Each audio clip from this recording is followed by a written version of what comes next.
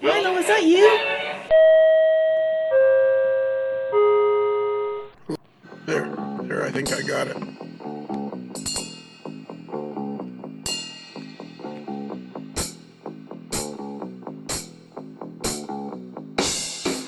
All right, so here, this is another episode of A Modeler's Life, and tonight I have Tony Cook, the editor of Model Railroad News, the creator of HO Scale Quarterly, and the father of Bandit the Chiweenie, and the proud owner of a 1995 Cadillac Eldorado. Boy, that's a beautiful car. Thank you very much for having me this evening. Yes. I cannot believe when you sent me that picture. It was like, should I buy this car? Hell yeah! $7,000 for a brand new 1995 Cadillac Eldorado. A no-brainer. And also we have the original superfan number 1, the creator of the Kelly Questions, the president of every train club with every fan club. He's president of his own fan club. That's this guy. I'm the only member. Yeah. President of every model railroad club within 102 miles of Medford, Oregon, is none other than the one and only Bruce S. Kelly. Yep. Is my mic working? Is it working? Yeah, you're right. How do I sound? You sound beautiful. You sound beautiful. Does the S stand for super? No, Scott. Just Steve. Actually, Steve. Steve. There you go. Exactly. All right. And tonight, guys, we're going to talk to a guy named Joey. What's his last name? Guinto. And he lives in Nashville. And I found him. One night, he was on the YouTube Modelers, and he was there talking to me, and somehow it came out that he's a professional drummer. And I thought, boom, there's a show. A guy that's a professional drummer and a model railroader. That seemed like a no-brainer to me. Oh, yeah. So if one of you guys could go get him out of the green room, we could get started. Anybody? Let Tony do it. I hit my head the last time. I think, all right, let me find my swipe card. We put swipe cards. Yeah. Oh, that's right. Yeah. That's right. Oh, there's my swipe card. Okay, I got it. It says Holiday Inn Express on it. Yeah. Well, we didn't buy swipe cards. We've been collecting these every time we go someplace. And on eBay, I found one of those swipe card programmers. So yeah, this is a deal. And not only do we steal the swipe card, but we also steal the lock from the door that we're staying, or the room we're staying in. Yeah, and I think the couch came from there too. Yeah. Oh. All right. I will be. All right, here we go. He is swiped and out of the green room. Come on in, Joey. Hey, how's everybody doing? Not that great. We're struggling tonight. We're really struggling. We all have issues. Well, I really appreciate this. It's really an honor to be on this podcast. Thank you so much for having me today. Yeah, you might want to think about it. Why don't you revisit that in about an hour and 20 minutes? Yeah, no refunds. Yeah. Don't make any hasty decisions. We have plenty of time to change your mind. So, Joey, you and I found each other. You were talking one night with the YouTube Modelers guys because they get together a lot and just chat. Yes. And you were working on something locomotives or something, or you were weathering something. I could see you weathering something. And somehow it came out that you're a professional drummer. Yes, sir. And you live in Nashville. Yes, I do. And I thought, man, how cool would this be to talk to this guy? Because model railroading and professional drumming, it all goes together. We use the same side of the brain, that's for sure. Oh, do you? Absolutely. It's an art. Oh, okay. I didn't know that. Did you know that, Bruce? No, I didn't know that. That's probably my problem. So we've learned something already, that model railroading and playing a percussion instrument is very similar. Yes, it is. It's an art form. Music is an art form. It's also a language. And anytime especially with music, everything's sound. Everything is, we look at something visually, but we also hear things. And sometimes we try to express ourselves and imagine things. And in model railroading, what are we trying to do? We imagine something and we build it. just like imagining and writing a song, you're creating something, you're creating art. So when it comes to a layout, when you're coming to weathering, you're doing track work, you're creating something, you're creating art. And I call model railroading 3D art. That's really what it is. Yeah, it's 3D art. That's exactly what it is. Yeah, very good. And so do you play? Who do you play for? Like in the band? I am a touring musician. I've been on tour with country artist Daryl Perry for just about 4 years. Last 2 weekends ago, I celebrated 4-year anniversary playing for him. Received a gig 3 months of me moving into Nashville, so it's been an absolute blessing to really experience what it's like to go on tour and play around the country. It is a lot of fun, and I do bring my models with me. I do bring my choo-choos with me. So, and a lot of the musicians that play with us, if I room with them, they go, "What are you doing?" And they go, "Oh, I'm working on this. I'm working on this model, this train." So I explained the hobby, like, "Oh, that's really interesting." And I have my bass player. He was asking somebody, "So what do you guys do when you're off tour or when you're not performing?" And he took a picture of me painting a boxcar and sent it to him. He's like, "This is exactly what we do." I'm like, "Well, not everybody paints boxcars, but okay." All right. So one of the things I'm very particular about with this podcast is like we need to make sure everybody understands who the band is. Daryl, how do you spell Daryl? Darryl? Derryl and Perry Perry. Okay, so does he know that he's spelling his name wrong? We do get a lot of signs that say differently, yes, and then we correct it. Oh yeah. So yes. How did you get hooked up with this guy? I was good friends, and this is how Nashville works. Constantly learning how the business works, constantly building relationships with other musicians, especially other drummers. And it turns out after going to this jam at the Old Fiddle and Steel, I ran into this drummer, became good friends with. He was playing with Daryl at the time, and he had another opportunity, and so he was leaving the band, and so he asked me, he's like, "Hey, do you want a gig?" I said, "Absolutely." And he said, "Well, I'll give you his contact. You can audition for him." And I auditioned for him, and ironically, I was going down to Chattanooga to meet a friend to rail fan, and he calls me, he said, "Hey, you're in the band." And here I am. Oh, so, cool. And have you been a professional, like how old are you? I am 29 years old. Okay, cool. So you've been a professional musician most of your adult life then? Yes, sir. I've been playing drums for 20 years, and I would say over about close to almost 7 to 8 years professionally. Okay, so you're 29. So does Bruce and Tony, does he not realize he's not supposed to be in the hobby yet? Oh, yeah. Right. You still got quite a few years, I think, before. Yeah. Although, I don't know, we've so much dispelled that. Yeah. Yeah. So how did you get involved in the hobby? Was it the same as everybody else where, there was a train under the tree kind of thing? Yes and no. Yes, I would say there was a train set and also a drum set my first Christmas. So both passions came to me, and the gifts came to me right away. Right. And my father collected N-scale and HO his whole life. My grandfather collected Lionel trains, and they put it up here and there. And when I was 5 years old, I went rail fanning for the first time on the Conrail River line in upstate New York. I believe Congers, New York. And that's where I saw my first real train go by, like, I don't know, had to be like 35, 40 miles an hour. When you're 5 years old, just the thunder was so awesome. And I fell in love with trains. And then my father and I collected model trains for years. And I still continue doing it. I love it. I really do. So does your father have a layout, or he just mostly was a collector, or?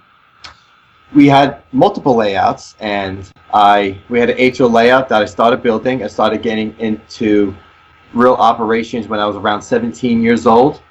And then it's funny because HO at the time was just starting DCC and sound, and the locomotives were, they were pretty expensive for me at the time, only being 17. And I realized O-scale, you had all that sound and everything was already there for the same price. And I was like, oh, O-scale. So I built my first train layout by myself when I was around 16, 17 years old. It was an O-scale layout. And I got into weathering when I was about 18, 19 years old. And then for 10 years, I collected O-scale.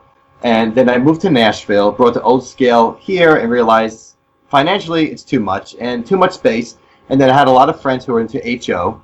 And I got back into HO and realized all the cool stuff you could do with HO and the space. And I fell in love with HO all over again. So where are you from originally? I'm from Staten Island, New York. Okay. Right from the city. All right. And so you were born, don't tell me, let me guess, 1989. Yes, sir. So, okay, guys, this is my favorite question of guys that are 29 or 28 or 27 or 31 or 19. So, okay, so you've basically been exposed to personal computers your whole life. For the most part, yes. Yeah, everybody, most households had a personal computer by the mid-90s. And by the mid-90s, you were 6 years old. So the thing that the NMRA is constantly wringing their hands about is, oh my God, no young people are getting into the hobby because they're all playing video games. That was never, you were always interested in the hobby from the get-go, and playing video games rather than model railroading was never really a thought. I'm like, maybe you played video games, but obviously model railroading is something that's far more important to you. Absolutely. My strengths and my favorite things to do besides weathering is scenery. And I love creating things. And also, everybody loves Legos. I used to play with Legos, and that's how I learned how to build stuff. And I learned that if you let your imagination go, you could really create some wonderful things. And I fell in love with scenery. I always loved nature, so I always loved building scenery. And so I used to play video games when I was young, but my favorite thing at the time, besides doing operations like today, was that I used to build a lot of scenery. I like putting things together, make stuff look real, and then that's when the weathering came in, and I started learning how to weather, how to make things look like the prototype. So yeah, it's and electronics, they came later on. For me, when stuff to me was a little more affordable, I got into HO. Okay, and so. When did you move to Nashville? I moved to Nashville. It's funny. I told my parents January 2014. In June, I am moving to Nashville. Okay. And they're like, oh, okay, forget it. June 1st, 2014, I signed the papers for my apartment. So I moved June 2014. So pretty much as soon as you got to Nashville, you ended up with the Darryl Perry Band. Yes, in September 2014, within almost a little over 3 months. So that's pretty cool. So how often are you on the road? Just about every single weekend. We just came back yesterday just came back from Mississippi, and this Friday and Saturday we're in Tulsa, and then we're in somewhere else in Oklahoma. I forget where else we're in Oklahoma, but we're in Oklahoma this weekend. But we travel as far as Albuquerque, New Mexico, up to North Dakota, up to Pennsylvania, down to Alabama, Mississippi, Louisiana. So we've been around the country quite a bit. Yeah, okay. You're going to be in Ramona, Oklahoma at the Cherokee Casino. Thank you. Sometimes I forget where we're going. And I go, Darryl, are we going to Oklahoma? No, we're going to Mississippi. Oh, okay. Cool. Yeah, Wake me up to get there.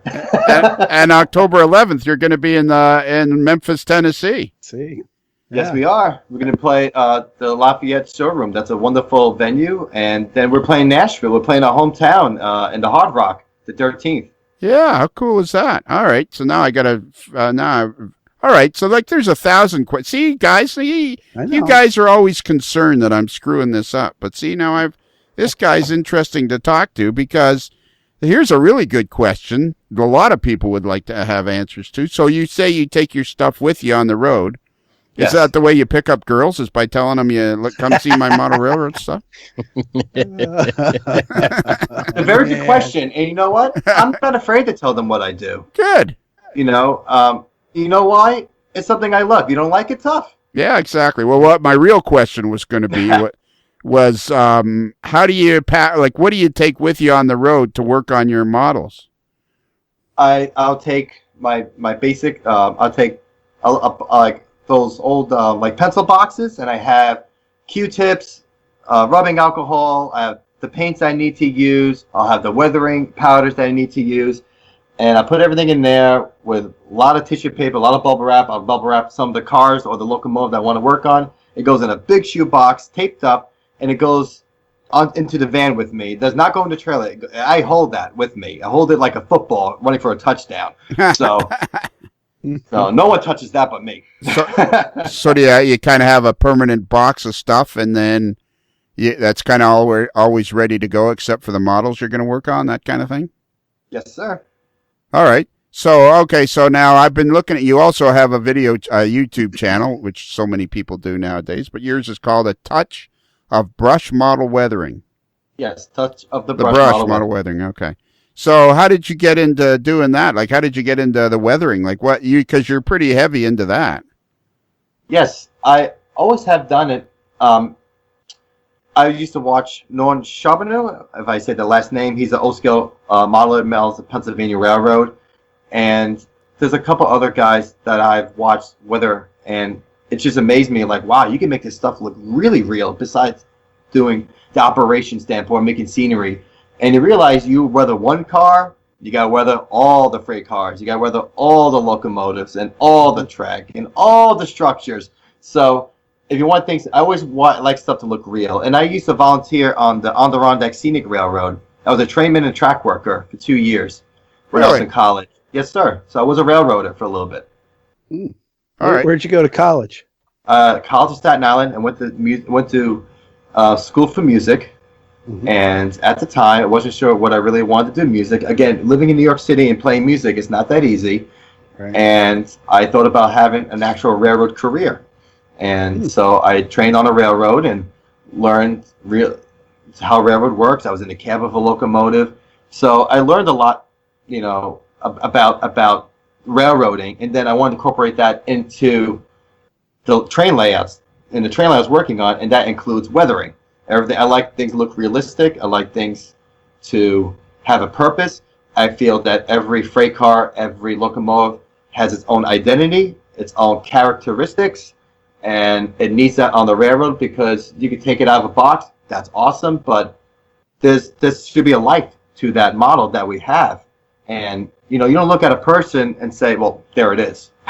You wonder what's that person going through? Is that what that person's been with? So you look at a freight car and you look at a locomotive and you want to look at it and go, well, maybe based on my life, that car went through a few tunnels, so I got to represent that. Or is it really rusted? Am I modeling the 90s? Am I modeling the 70s? I have a car that's really rusted looking. Does it have to look brand new? So there's a lot of stuff. I like the cars in the buildings. Everything have their own character to it, its own identity on the layout. And it's just like musicians. We all have our own identity, our own little ego. And I like my layout, every freight car, every structure to have its own little ego, its own little identity. And so that's how I really got into weathering. Okay. And how long ago do you think you got into weathering? Like, was it 5-10 years ago, something like that? Oh, I would say when I was about 18, 19, 20 years old. So just about 9-10 years. All right, so let's go back to this railroad you worked on. What railroad? You know what, guys, Tony and Bruce? Yep. Yes. Joey's one of them fast-talking guys, and there's a lot of information coming out, and I feel like I'm at the there's a lot of money coming spitting out, and I'm trying to catch it all. It's like it feels like a Brinks truck has crashed, and there's money floating all over the road, and I'm trying to catch it all, because there seems like a lot of questions, a lot of stuff is coming out, and I'm trying to remember all the questions I want to ask. So what railroad did you work on? I worked on the Adirondack Scenic Railroad. It's located in Utica, New York, and it runs up to Lake Placid, New York. So how did you end up in Utica, New York? It's a great story. Well, hang on. We have a rule here. Okay. Basically, the way it works is, you tell the story, and then we decide whether or not it's great. Okay, you got it. So you're not under any pressure, but we do have a scoring system that we use.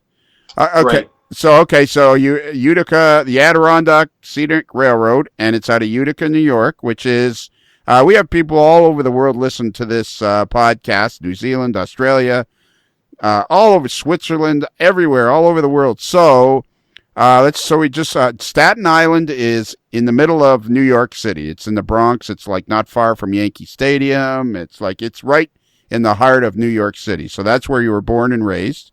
Yes. And then Utica, New York is west of New York City, probably maybe 100, 150 miles? It's a good few-hour drive. Yeah, it's north of Albany, New York. It's just north of the center of New York State. It's north of the center of New York State. Okay. All right. So how did you end up in Utica, New York, working for the Adirondack Scenic Railroad?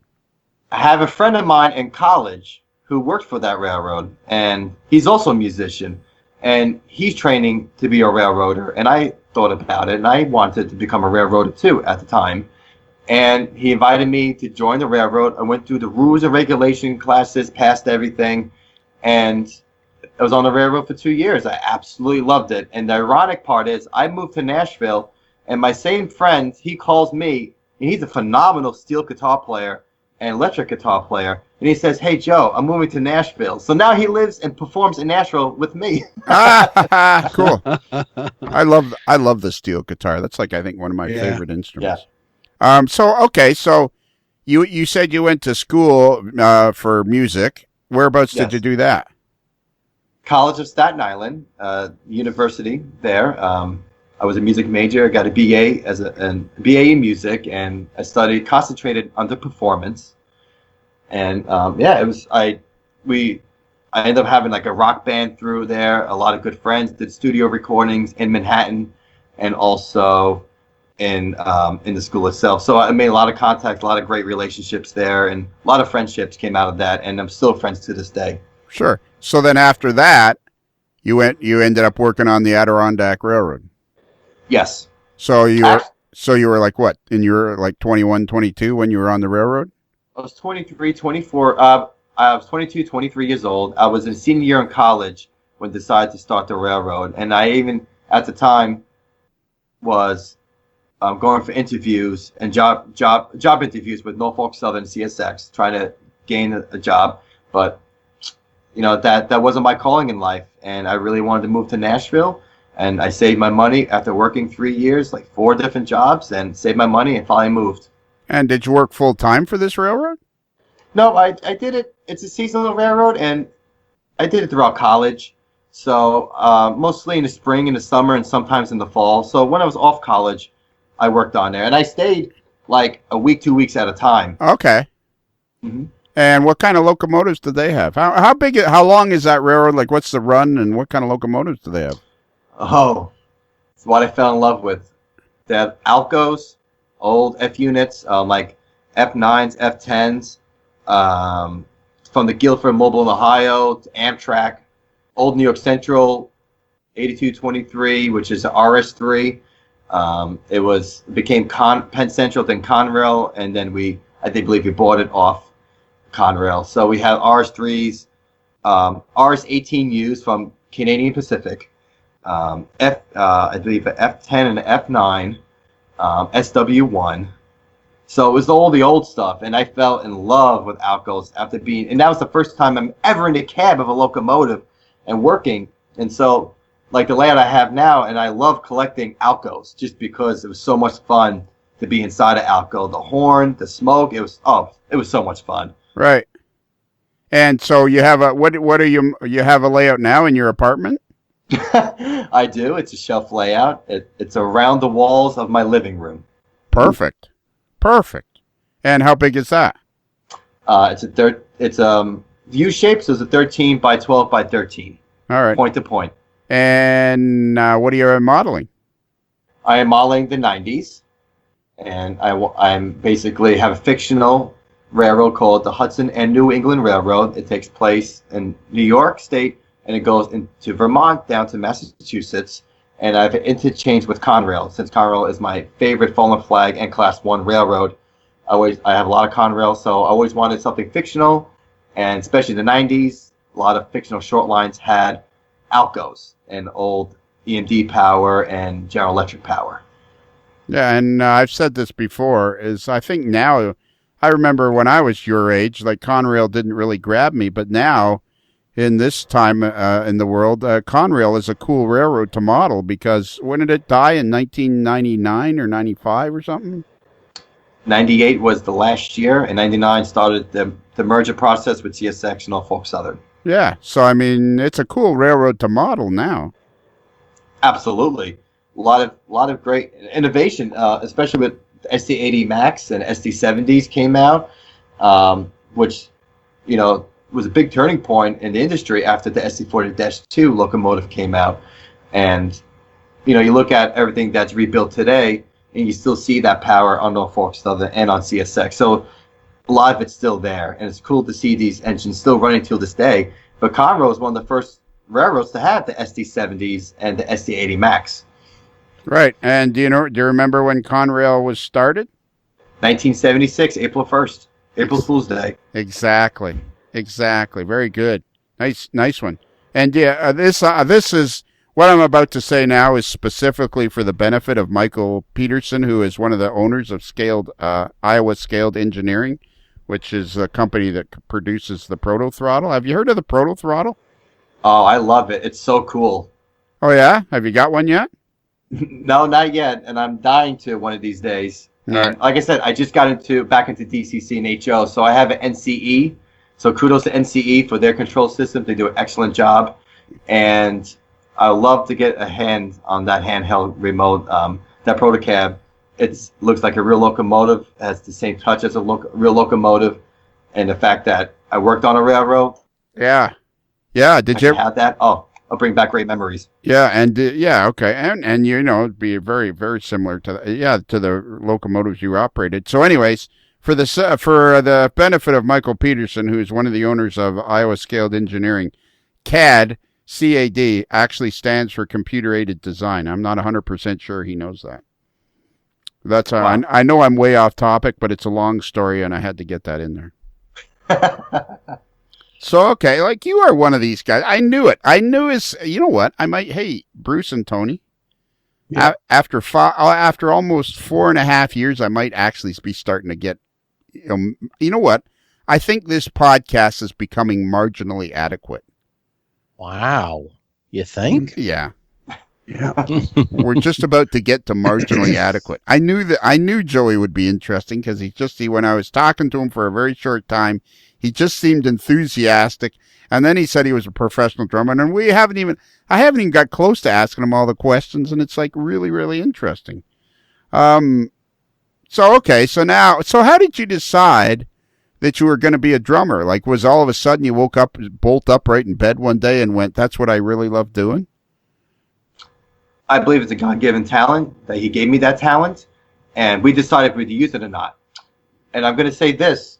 When I was about 5 years old, there's a video of me in diapers playing with little fork and spoon to Hank Williams Jr. Yes, living in New York to country music. I thought you were playing pots in the kitchen or something like that. I broke my father's Frank Sinatra vinyl record because I thought it was a cymbal, and I remember crying that one of those nights because I thought he would be really mad at me. It was an original record from like the 40s or 50s. I thought he was gonna wow. Wasn't that a Johnny Paycheck hit? Pots in the kitchen. Yeah. I'm sorry. I apologize. Oh, you're fine. It's fine. I wasn't really apologizing. Don't worry about it. You haven't listened to a lot of these podcasts yet, have you? Not yet. No. I love them already. Okay, so all right. So then, so let's get to the weathering. So yeah, I see on your YouTube channel you're really heavy into doing the weathering, and you're doing it for people too. Yes. And how did that manifest itself that people started sending you their stuff? I always wanted, because I have a lot of passions in different things, and I wanted something to incorporate my passion to actually make some kind of profit off of it. But it wasn't never like that. And I went to the Wills Valley Model Railroad Club in Fort Payne, Alabama. Some fantastic guys out there. One of my good friends, Alex, he asked me, say, hey, I like the weathering you do in your cars, because I was able to bring my collection in and had my weather trains there.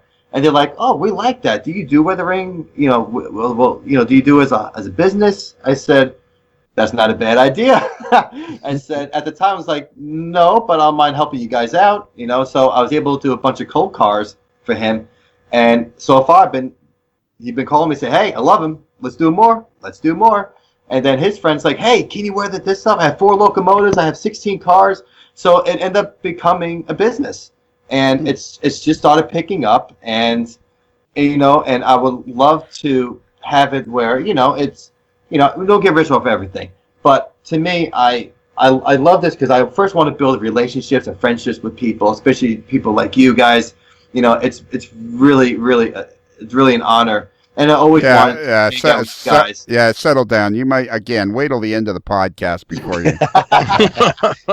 But that was first and foremost. I just wanted to build relationships with other model railroaders. And then there's some, but there weren't a lot in Nashville until I joined the Tennessee Valley Model Railroad Club in Smyrna, Tennessee.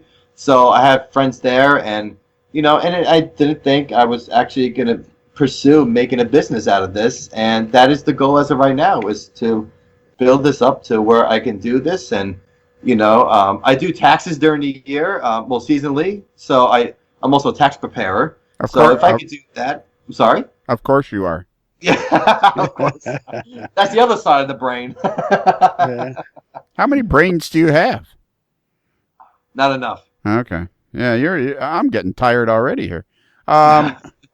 So, man, this is like talking to Shane on speed. We have another. There are way more young people. Yeah. There are way more people under the age of 40 in the hobby than people realize. This hobby is going to explode, and we're all going to be covered with model railroad goo. I'm telling you. I've been wrong before, but that was like once on a dark night in late February in the 80s. So what model railroad club do you belong to? The Tennessee Valley Model Railroaders Club. All right, I'm going to put that into the thing because I don't know if Bruce is doing that or not. Tennessee Valley Model Railroaders. And where are they exactly? They're in Smyrna, Tennessee, just south of Nashville.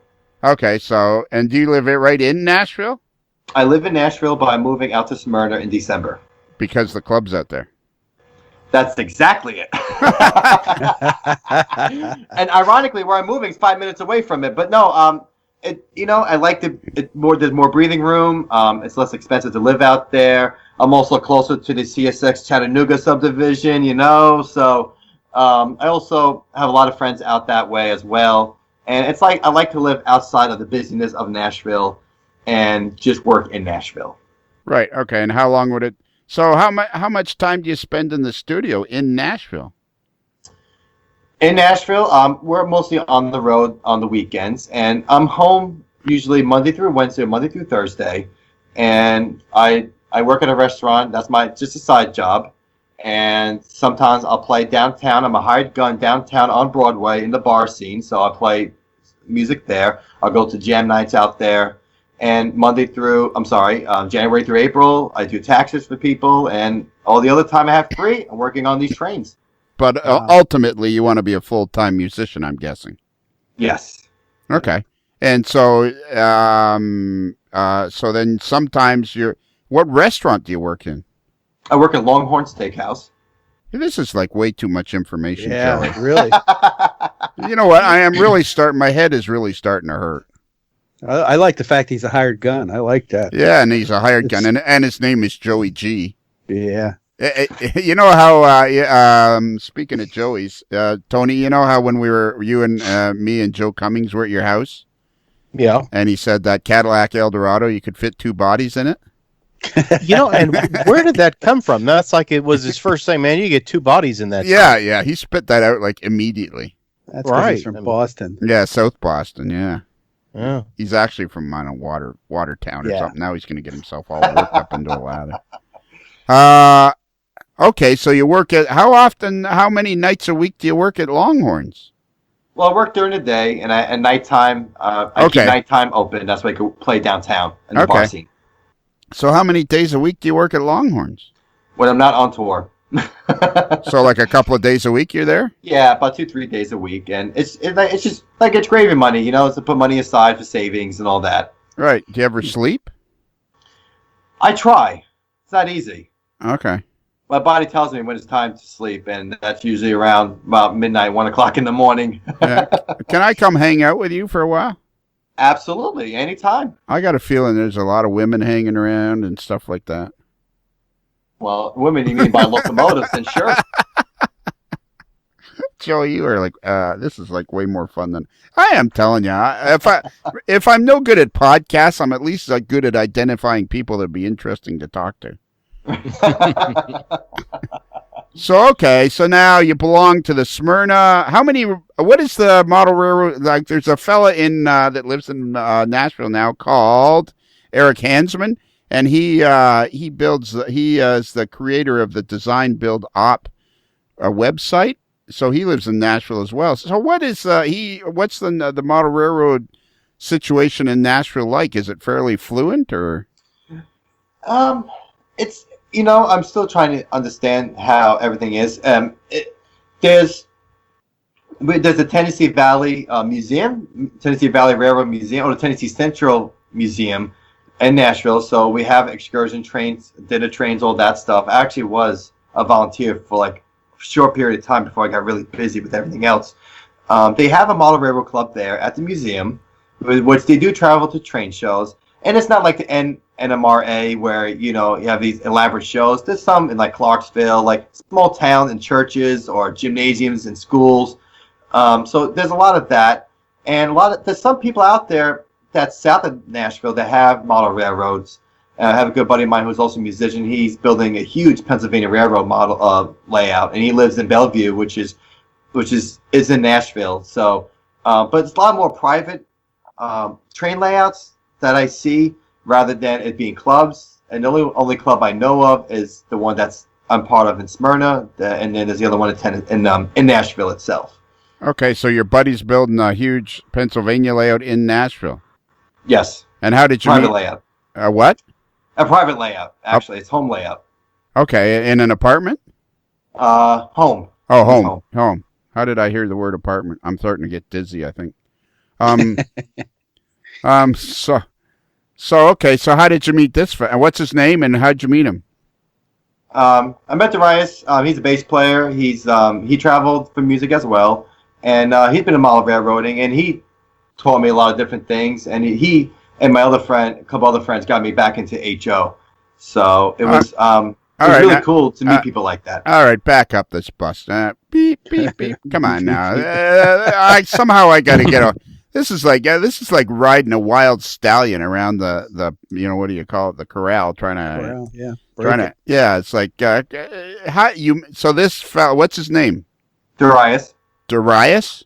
Yes. Of course it is. It couldn't be just John or something. All right. So Darius is also a musician.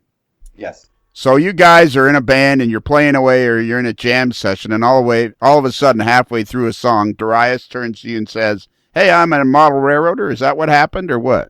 We're at a jam night, and we just became, we started talking a little bit, and then he added me on Facebook, and then he Facebook messaged me, said, "Hey, you're into model trains, so am I," and we just headed off from there. We're still good friends to this day, and he's, in the process of building a layout, and, I'm here and there when I get the chance, I try to help him work on it. Right. So it was really cool to, there's other musicians. There's another guy is a good friend of mine, and I just met him recently, and he's a guitar player. He's a touring musician too, but he loves railroad photography. His father worked for Conrail. Oh, really? Ironically. Yeah. Cool.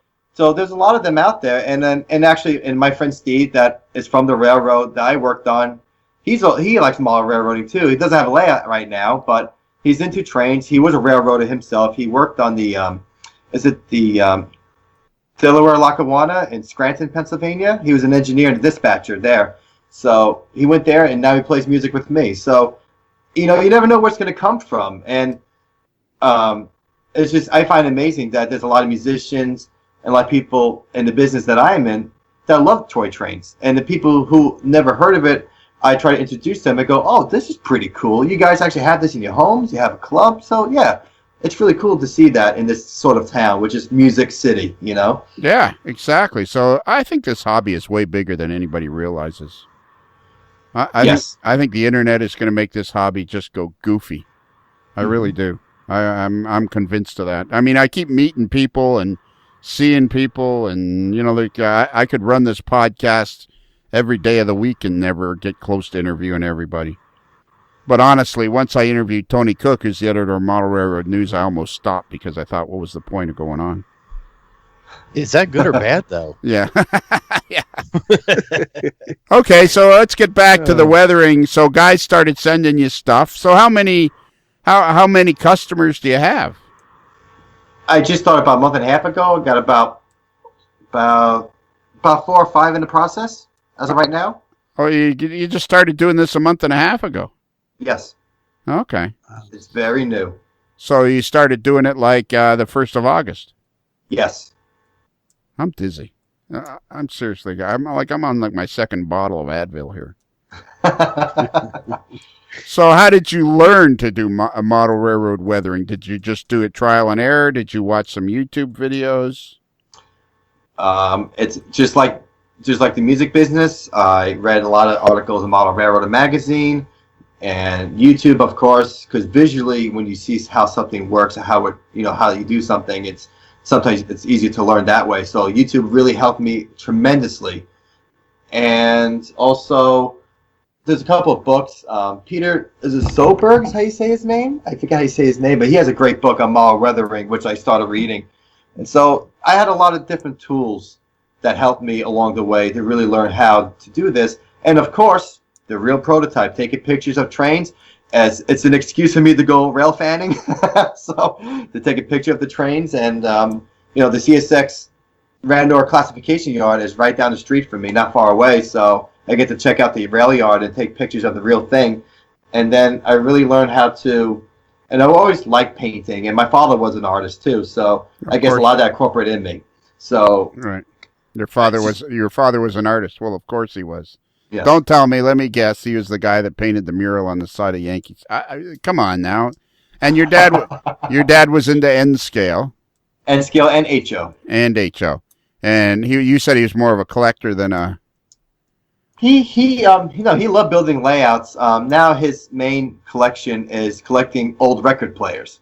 So he got out of the hobby and he wants to save the trains for the grandkids, quote unquote. So I took a lot of stuff for him that I kept. We put a lot of stuff in boxes, so just to save. But I always kept the hobby, and I think I'm gonna have it. I'm not gonna put it away. It's gonna be here forever. So, what was the name of the guy? The book you read? It is. I have it here. Oh, I'm sorry. I said the name. I said the name totally wrong. Is it Pelle? Pelle Solberg. Oh, okay. Pelle Solberg. Okay, yes, of course. That's a very common book. And you said you were reading Model Railroader? Model Railroad magazine, Model Railroad Hobbyist magazine. I have it. I have the subscription on my phone and my computer. So really learn all different stuff. There's a couple of I learned stuff from Alan McLennan with the airbrushing, and I forgot the other guy's name. He has the Black Diamond Railroad O scale. He showed the whole thing on how he weathered his trains. So. And just a lot of different people, a lot of different videos, and especially looking at stuff on Facebook and talking to people. It's been a real learning experience and learning how to weather stuff, and then put your O skills to the test, which is a lot of fun. Yeah, but you're not doing that anymore. You're not doing the O scale. I'm sorry? You're not doing the O scale anymore. Now you're strictly HO. I weather all scales. Right, you weather all scales, but Yes. For yourself, you're strictly HO. Yes, sir. All right. And so what is your favorite way to weather locomotives? My favorite way is paint, rubbing alcohol, and powders.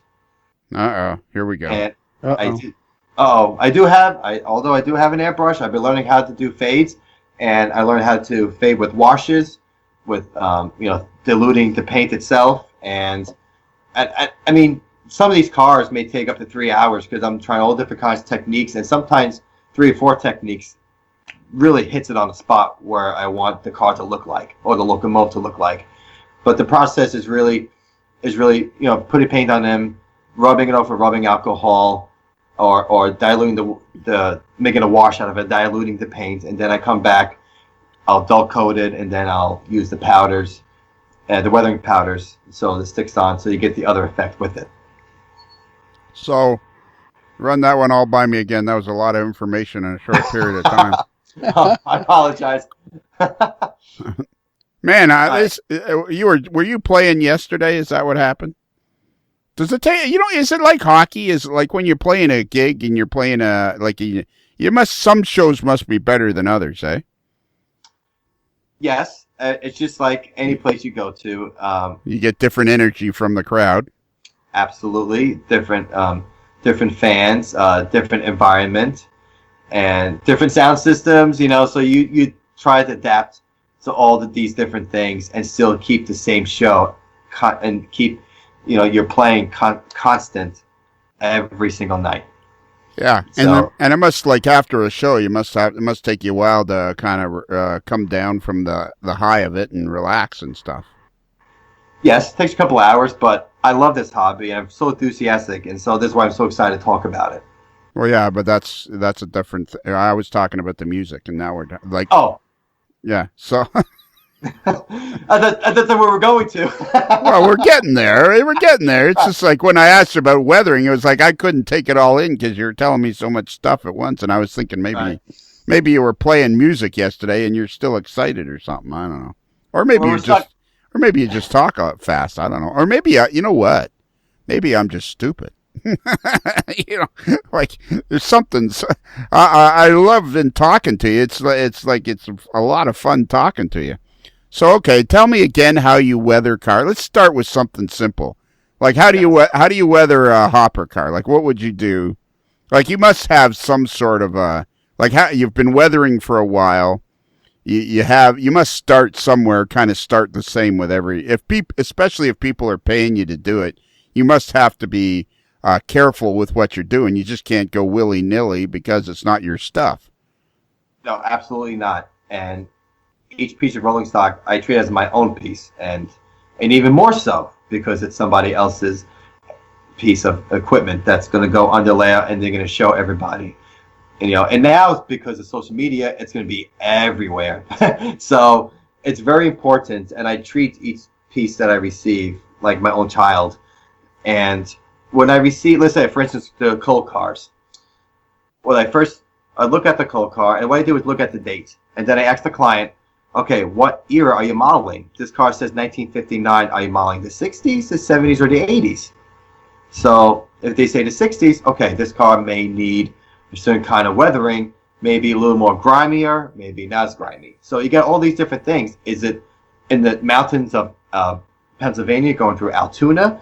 Is it going through the desert? Is it going through Shenandoah, or through Pocahontas District on Norfolk Southern?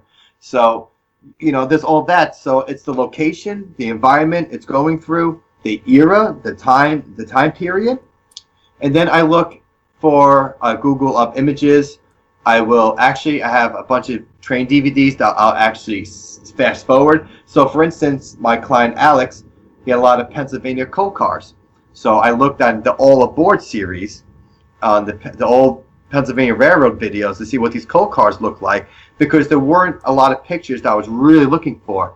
Now, you do have a lot of archive websites out there that you can look at these things. So the first and foremost, I look at the prototype, and I asked him about the year. So he said, well, I had steam engines, so I'm modeling 30s and 40s and 50s and the 60s. So I try to incorporate the weathering to that era. Okay, that's the first step. Now I'm going to ask a really dumb question. And Tony and Bruce, feel free to step in here and help Joey out.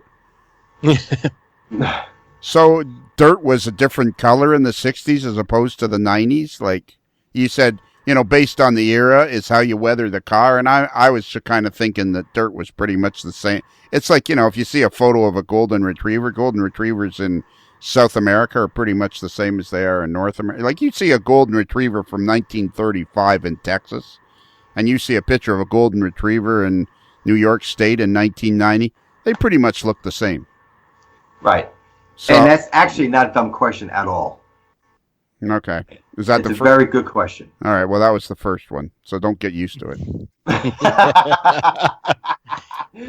What I mean by that is it's the weathering that has to be done. So if I have a car in 1940, it says 1940 on the car, and he's modeling the 70s, obviously that car is probably going to be mostly rusted or looks like it's been used a lot more than if it was used in the 50s. And to me, a lot of cars freight cars and passenger cars in the 50s were, I think, were well maintained in those days, and they seemed a lot more cleaner.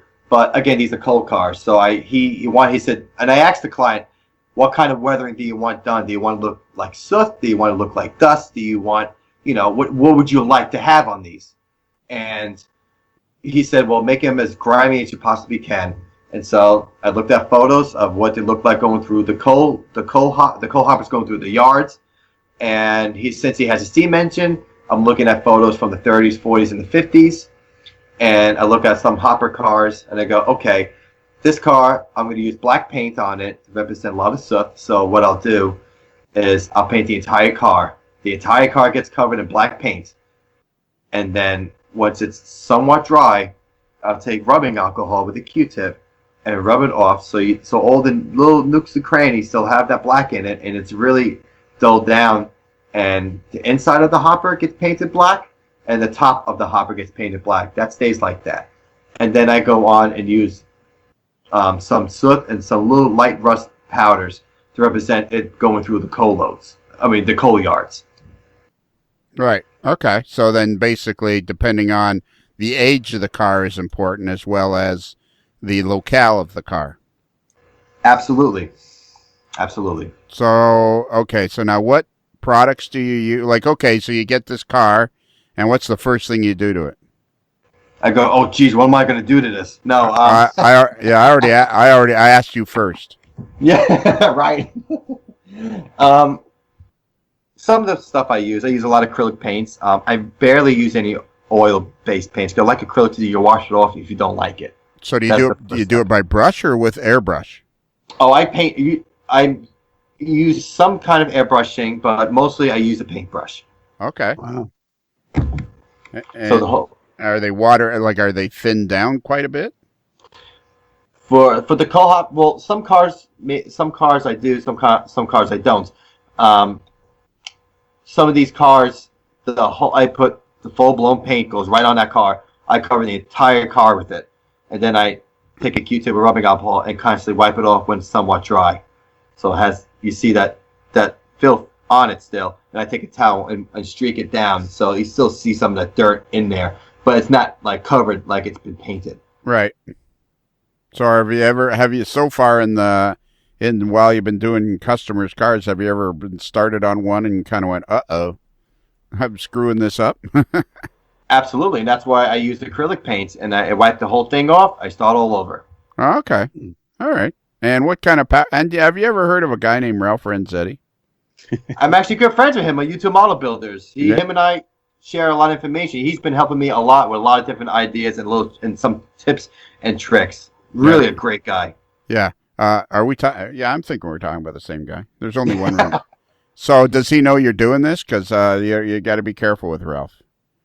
Yes, he does. Okay. And he actually invited me onto the YouTube Model Builders. Okay. So how did you guys find each other? If he invited you onto the YouTube Model Builders, how did you guys find each other? I actually watched a live video of the YouTube Model Builders, and I'm building a new layout in my new apartment that I'm moving in, and so through there they've been live chatting with me the entire time, helping me out while the YouTube live video is going on. And then Ralph they found me on Facebook, or I sent him an email. He sent me an email, and then he asked me he invited me to be on the page. Okay. All right, cool. So you found him from a video you were watching on YouTube? Yes, it was actually the YouTube Live Model Builders. Okay. All right. If Ralph ever sends you a message that he's been stranded in Africa and he needs $2,500, just ignore it, because he does that to everybody. What kind of powders do you use? I use, let's see, the name of the ones I use. I use, it's, forgive me if I say this wrong. It's a Bragdon. Okay, sorry. That's the ones I use. I'll use medium rust, a soot, light rust, and dark rust. Okay, and where did you buy those? Found it on eBay. Okay, so all right. So is there any good hobby shops in Nashville? Nope. Everything's online for me. All right, so now I smartened up about 15 minutes ago and started making notes. Okay. So at some point you were talking about you met somebody in Fort Payne, Alabama. Yes. And what was that story again? Because there's like, seriously, my head is going to explode here in a minute. It's a New York Italian thing. Oh, just okay. fast talkers. So, and I'm still learning how to talk slow. It's not easy. And when I get excited, this is what happens. Okay. So at some point you mentioned you were in Fort Payne, you met a friend or you had a friend in Fort Payne, Alabama? Yes. My dear friend Alex, we met in Birmingham, Alabama, rail fanning, and we became good friends. And he told me... Whoa. You know what? I'm taking a different approach here. I'm taking an entirely different approach here. We've been into this for an hour, and you know what? I'm taking... You know what? You've been flying this plane for an hour, and we're not getting anywhere. We're just going around in circles. No, we're not. We're made a lot of information. So, okay. So you met Alex in Birmingham, Alabama. Yep, and he invited to see his railroad club, the Wills Valley Model Railroad Club in Fort Payne, Alabama. Okay, so so you're just standing at the side of the tracks, and Alex walks up, or you walk up to him, or how did you guys meet? We were a couple of friends of ours were rail fanning, and we got into talking. Turns out he's a drummer, and he plays in Huntsville, Alabama, and so we became good friends through music and also with rail fanning. And he collects HO trains as well, and he told me he had the club in Fort Payne, Alabama, called the Wills Valley Model Railroad Club. Yeah, see, now I just don't believe you.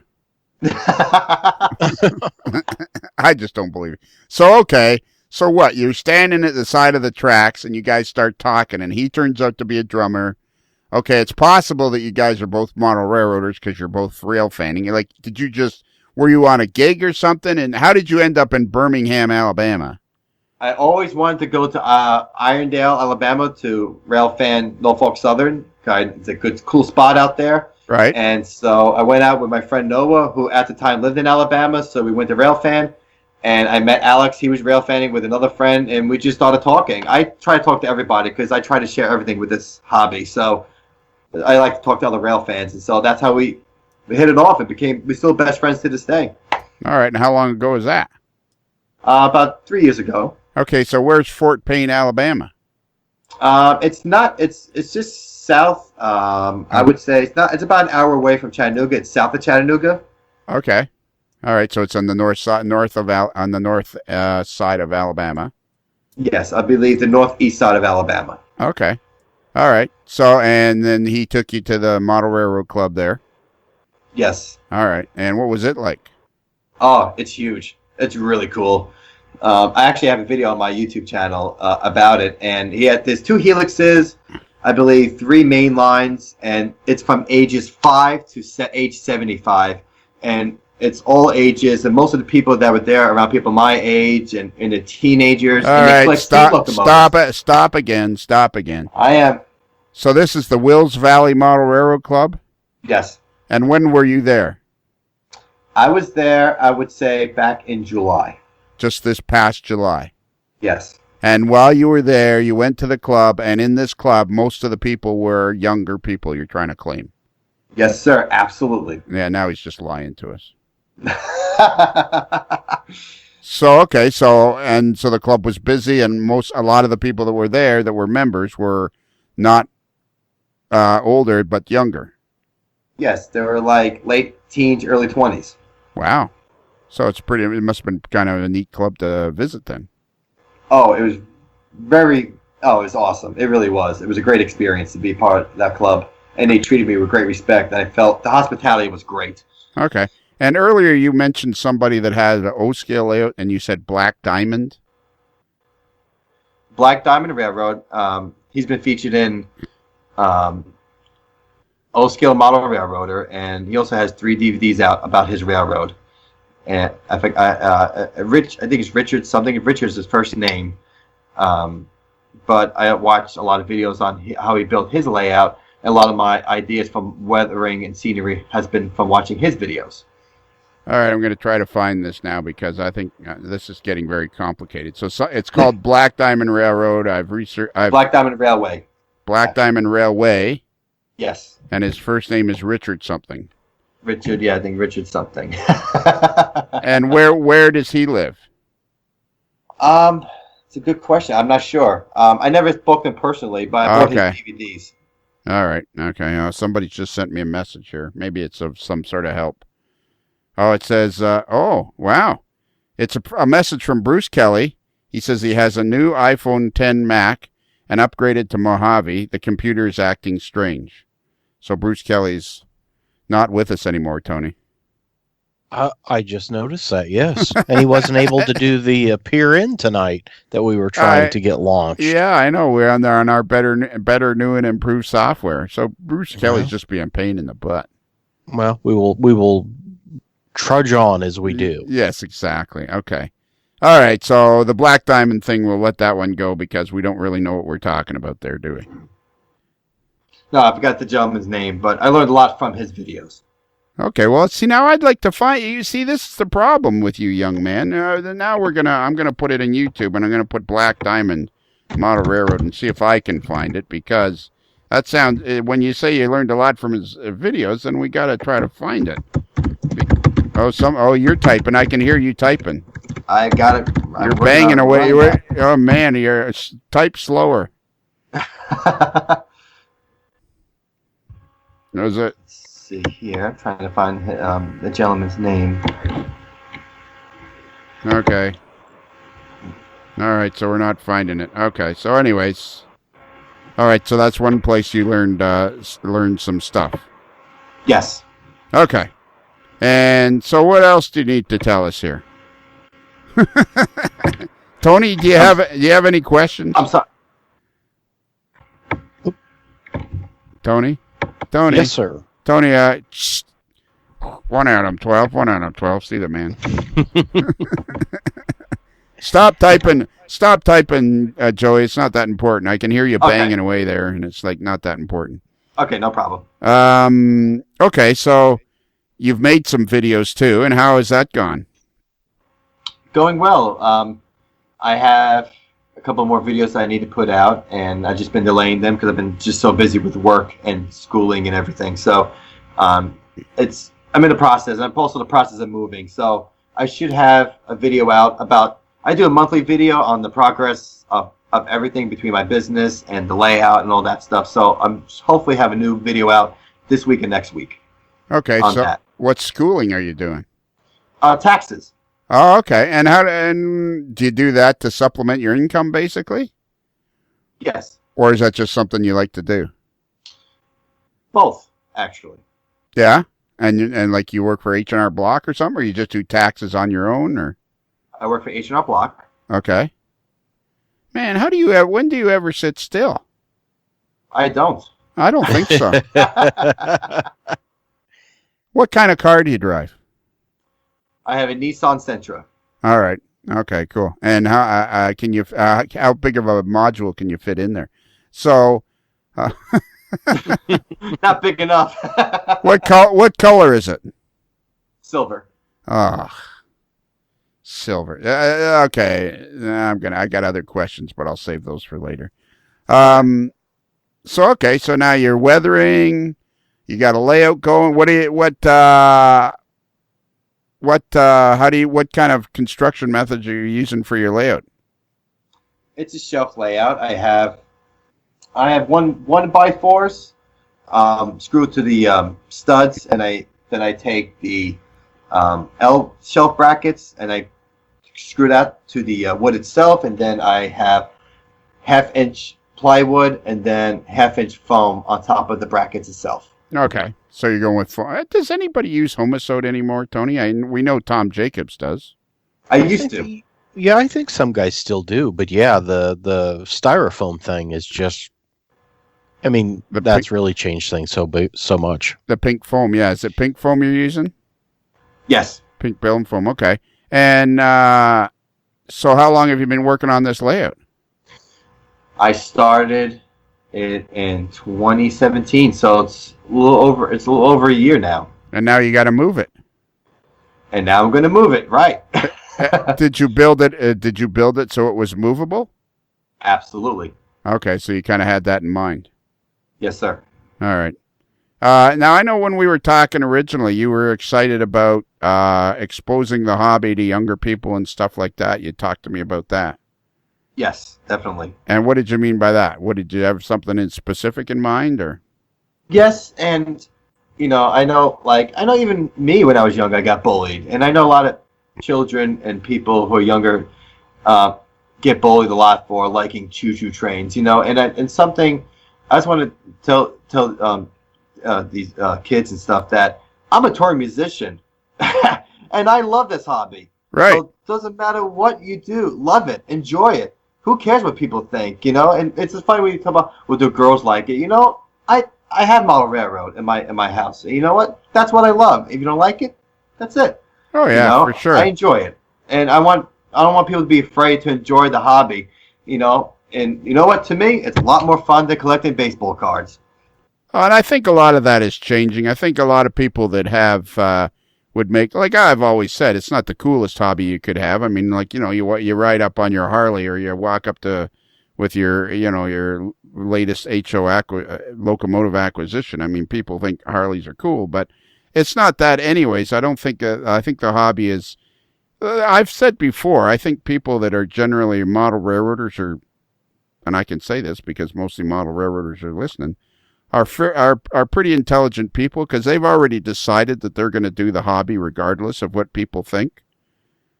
So yes. I think if anybody that makes fun of the hobby or doesn't think it's important or whatever is just uninformed, somebody that's just uninformed or, not a very pleasant person to begin with, because it's a pretty cool hobby. Like, I mean, there are so many people that like it. I mean, I was just editing the episode we did, episode 108 with Joe Desmond, and he's a cop. And don't kill me, Joe. It's either Somerset or Hillsborough, New Jersey.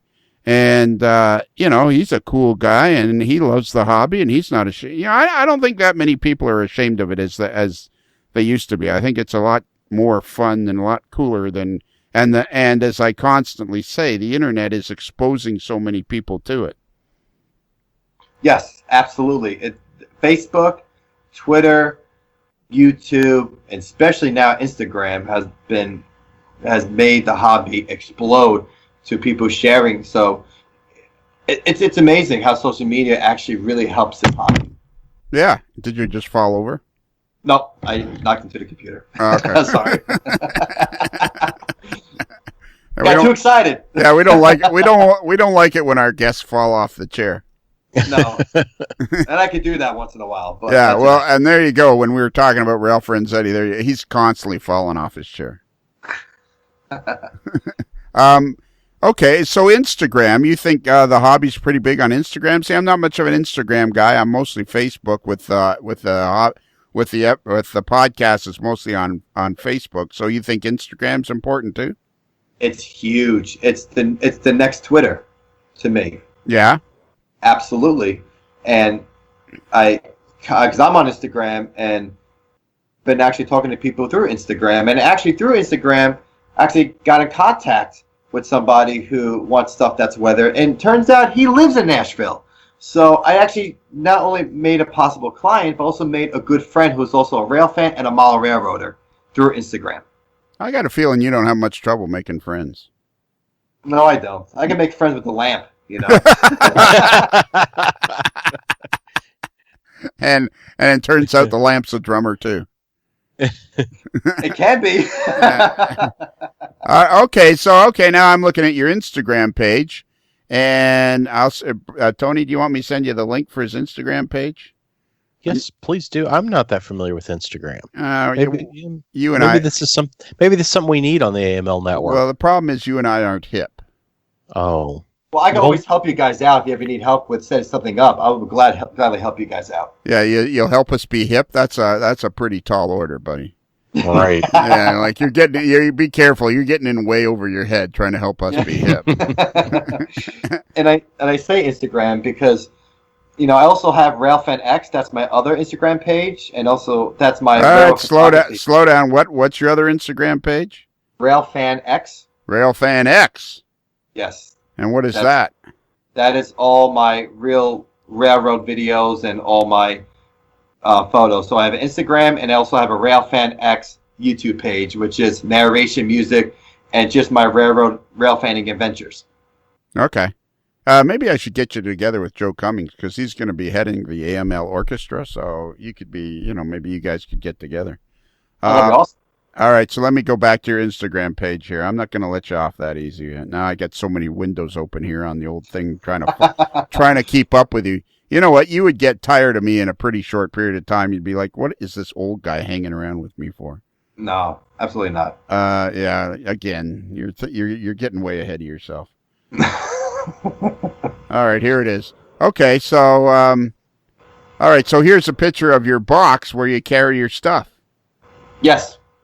So how many cars will you take with you on one particular trip, do you think? If we're staying in the same place, about 2 or 3. Okay, so you've done a pretty good job of weathering on some of these cars. So you're probably getting better and better at it, eh? Absolutely, it's a trade and it's a skill that's constantly being learned, and you know. Okay, so I'm looking at a Southern boxcar 43-139. It looks like so you posted this picture on September 3rd, so just about a month ago. Where this podcast will be broadcast in the new year 2019, probably January, February, something like that.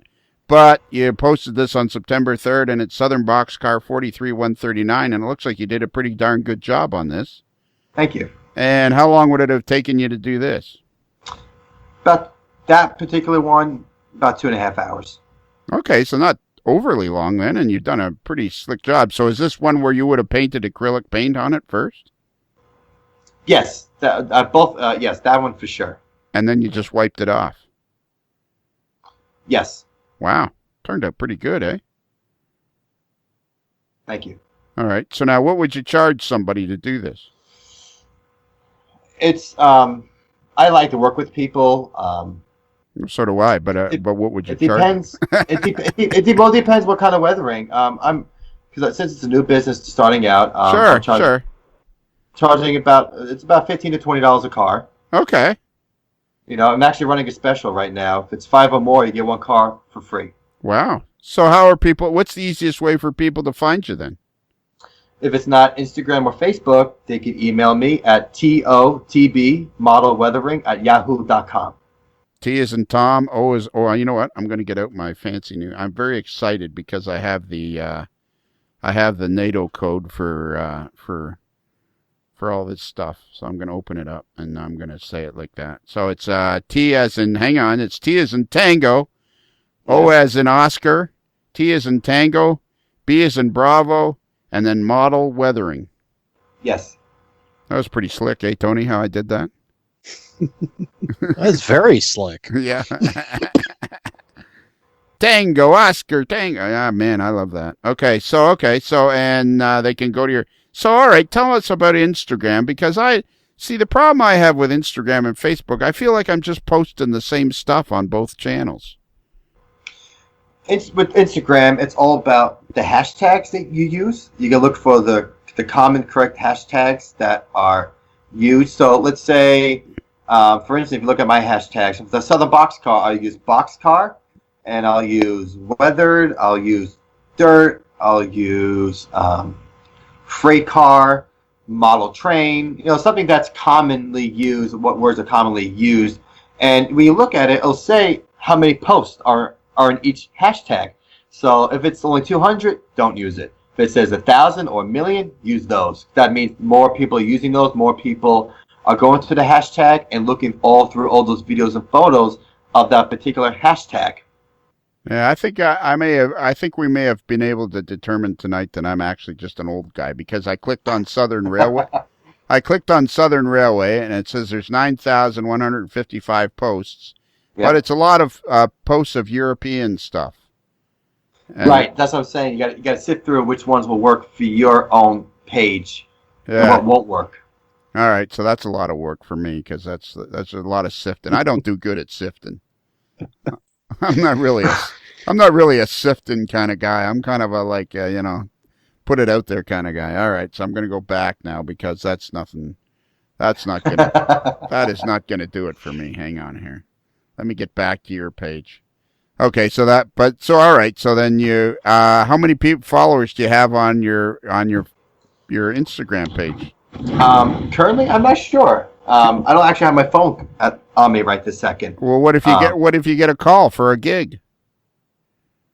Well, everybody knows I'm with an interview right now, and this is important. Okay, so if Alan Jackson's trying to get a hold of you, he's not gonna know that you're talking to me. I'd be like, hey, listen, I got a choo-choo interview. You gotta relax. Wait a minute. What if Garth Brooks is trying to call you right now? I'll be very devastated. Exactly. I have a sense that Bruce Kelly's back. Yeah, I'm back. Oh, where'd you go? The computer died on me. I thought you just bought that computer. No. I've had the computer, but I just downloaded Mojave to it. And how's that going? And then it's going good, but I also have it hooked up to my the new iPhone Max that I bought. Oh, you bought a new iPhone. So now the computer and the phone are talking to each other. It's scaring the hell out of me because I like Terminator. Oh yeah. Yeah, well, it's scaring the hell out of me too. Okay, so Bruce, we were talking about Instagram, and I'm trying to understand Instagram, but I'm not getting it. That's way over my head. I'm having trouble enough with Facebook. Yeah, now we're starting to sound like old guys, and yet Joey's still talking to us. All right, I want to close this out. We've been at this for an hour and 18 minutes, hour and 20 minutes. So I want to ask some questions about being a drummer in a band on tour. Yes, sure. That must be very cool. It is. It's really cool. I'll admit it's cool. Yeah, like it must be cool. Not everybody gets a chance to do this in a lifetime, and I'm actually doing it. Yeah, you know? And you're doing it already. You're only 29, and you've already been doing it for 4 years. Yes. And it would appear that Daryl Perry is a fairly significant act. Like he's always got work and stuff like that. So like he's a fairly significant performer. Yes, we're busy just about, I would say, 47 out of 52 weeks of the year. Wow, that is something. And so go ahead. I was going to ask a technical question. Why does he keep you in the plastic box? Those are sound shields. Yeah. In case the room is really small, or it's just for acoustics. So the snare drum and the cymbals, they overpower the other instruments, and that screen, that sound protector protects the sound of the other instruments, and it just muffles the sound just enough for it not to overpower the rest of the instruments out there. Because cymbals and snare drums always cut through really crisp and really loud. You don't have to hit them hard either. So where are you seeing that, Bruce? That was posted it on the chat. The picture of him behind Daryl. Oh, okay. At the Hard Rock. At the Hard Rock. Oh, cool. Is that before or after your computer crashed? That was before. All right. Let me see. I'm going to go see if I can find this picture you speak of. Me too. I don't know what picture this is. Well, I think it's from Daryl's Facebook page. Okay, all right. So what chat did you post? I either posted it on the Skype or let me go look and see the Facebook. You have no idea what you're doing, do you? Of course. That's why you got me on here. Oh, there it is. Okay, I see it. It's on Skype. Okay, so what's the biggest? What's some of the biggest? Oh, the Hard Rock is pretty cool. You must get a decent crowd there, right? Yeah, we played there for the first time a couple of months ago, and we're going to be playing there for the second time this month. So, the crowds build, and with this particular venue, it's upstairs, so a lot of people eat downstairs. So we're trying to bring more and more people upstairs to watch us perform. So the Hard Rock is a really cool place to play. So each venue has their own, I say, clique of groups of people that come in. So it's really it does vary between venues. So do you get all sweaty when you're playing? Well, who's the guy I'm thinking of? The guy Tito, the guy that's the drummer for John Bon Jovi. I mean, that guy's going like a mad dog, and by the time he's finished, he's just sweatier than a ham in an oven. It depends on the show. I learned how to play relaxed. Oh, do you? And yes, it's just a technique and a tool I've been learning within me. and it's just to have fun. And some gigs can feel a little pressured. I know we played a couple of festivals where it's a couple of thousand people, and then sometimes we play like a casino and it's only like 10 people. So you try to adapt, and I just have fun on stage, and that's what it's all about at the end of the day. It's just like Mala Railroading. You're just having fun, and you're enjoying what your passion is. Well, sure. And so when it comes to lights and stuff, yeah, I'll sweat my brains out, of course. I actually sweat a lot less. I went through a whole transformation. I lost 105 pounds last year. Holy moly! Wow. Yes. How'd you do? Well, probably from all the talking. Yeah, the talking and not sitting down, right? Yeah, exactly. So, okay, how'd you do that? Through Weight Watchers. Okay, and you just went to Weight Watchers once a week and watched what you ate, eh? I used the app, and I just follow the app really strictly, and it's a whole mindset process. I wanted to change my life, and after over time, I was able to play better and didn't sweat as much, and it's a whole different perspective on life too. It's a life transformation. Well, that's cool. So you're just feeling a lot better and everything. That's where you get a lot more energy and on and on and on. Yes, sir. Absolutely. All right. I think this was pretty cool. What do you guys think? Was this a good idea talking to Joey or Joey G? Hey, it's Joey G. Definitely.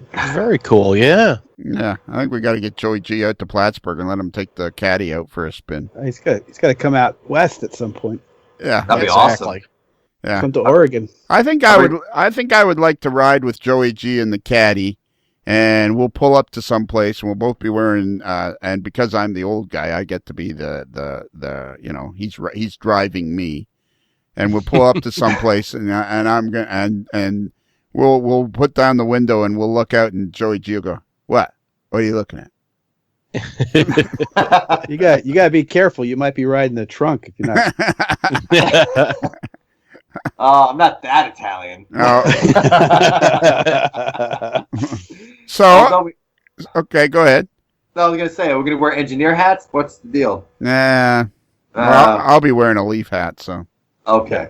Or I'll be. Who knows? I got a million hats. I might wear my KC hat if I'm out there. This is really cool. I knew this would be cool. You're a drummer. You're a professional musician. You've told people tonight about how many musicians are in the hobby. Once again, we've discovered that there are people in the hobby in all walks of life. You're only 29 years old, here's a question. I bet you already know the answer to this question, but I'll ask it anyways. Hey, Lionel, why don't you slam your head into the desk? Okay, I think I'll do that. Be right on. Do you belong to the NMRA? I do not.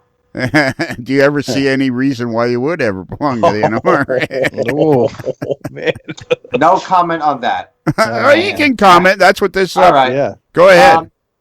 I would love to be part of it.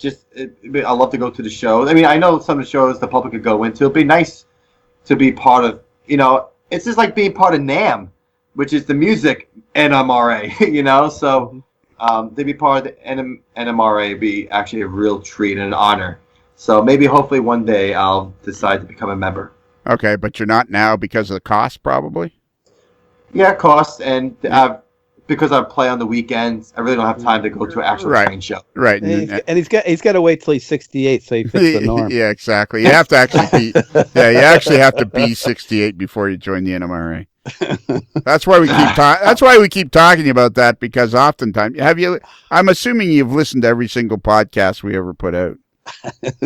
I listen to a lot of them, and especially YouTube model builders. They all talk about the same thing. How it's back up. Hold on. Back up. Let's from here on in, just answer yes to every question. I'm assuming you've listened to every AML podcast that we've put out.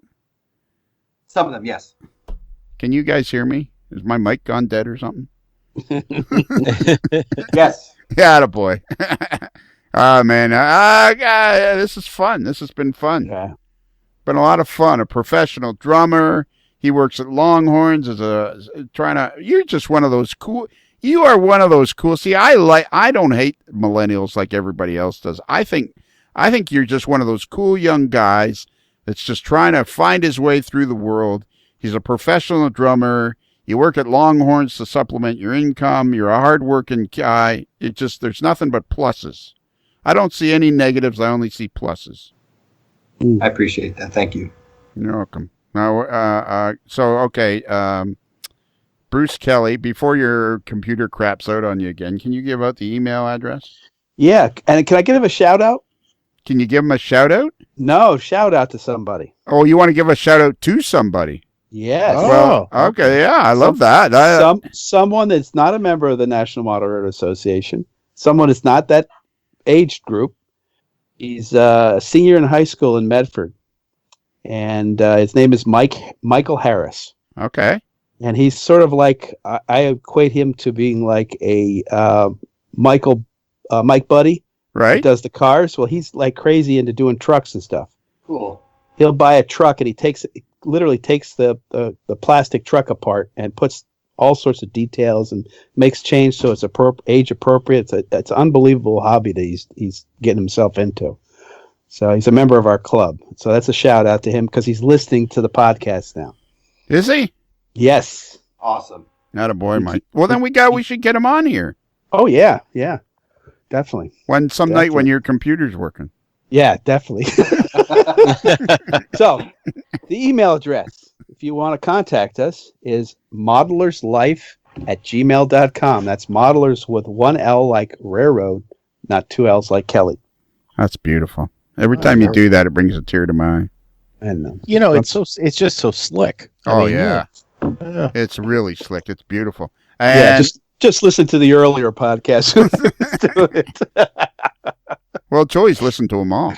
Yeah.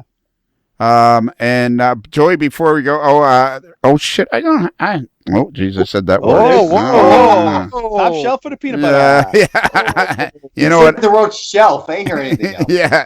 You know what happens when the goal horn sounds, don't you? Yeah. Minor leaguer gets his. A minor leaguer gets his wings. You can say it with a little more gusto. I'm sorry. All right. I like the peanut butter better. Well, that's good. You say them both. Yeah. Top shelf with the peanut butter, and a minor leaguer gets his wings. So anyways, two things. Joey, would you like to stay? And we have something called the Kelly questions that are a specific set of questions about model railroading that we ask everybody. Would you like to be a part of that? Absolutely. All right. Good. So after this, we'll do the Kelly questions. And we have a Facebook page at amodelerslife.com. So if you go to amodelerslife.com, you'll find all kinds of stuff about the podcasts. And you'll also find a link to Patreon, because if you go to Patreon and you pony up $5 a month, you can listen to more podcasts while you're driving around. Oh, I see here you're one of the Lonesome Devils. Yes. Okay. Which devil number are you? Whatever one he gives me, it depends on the night. Well, you and Daryl must get along pretty good if you guys have been together for 4 years. Yes, I'm actually the longest running member with his band currently. Oh, cool. Okay. That's cool. And Where are the other members? And where is he based out of? We're based out of Nashville. He's originally from Texas, Texas City, Texas. Okay, and he lives in Nashville as well. Yes. Perfect. Okay, so we have our Facebook page, modelerslife.com. We've done the email address. I think that's pretty much it. So at the end of the podcast, there's one thing you have to do, and you have to say one thing, and you'll know when to say it at the appropriate moment. You have to say "Happy Rails to you." Happy Rails to you. You got it. Okay. It sounded like I was being pretty adamant there when I said he has to say it, didn't I? Yeah. Yeah, but really that's pretty much the case now. I mean, you're going to be episode like 120 or something, and that's the way it is. Also, you have to send us a check for $237 too. Sure, I got it written out already. I got two of them, just in case I lose one of them. Well, Joey, as the sun sets over the back 40, and we close the barn doors on another episode of A Modeler's Life, I guess there's nothing else left to do except for you to say, Happy Rails to you.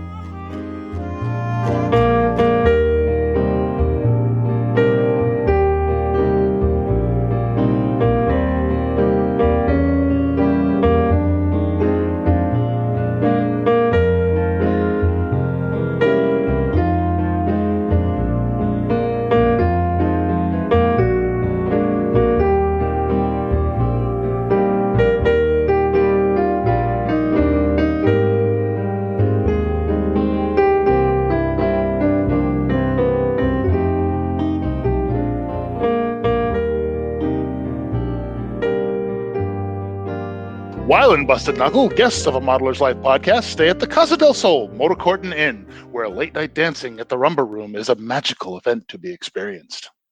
It's another Lincoln Homer.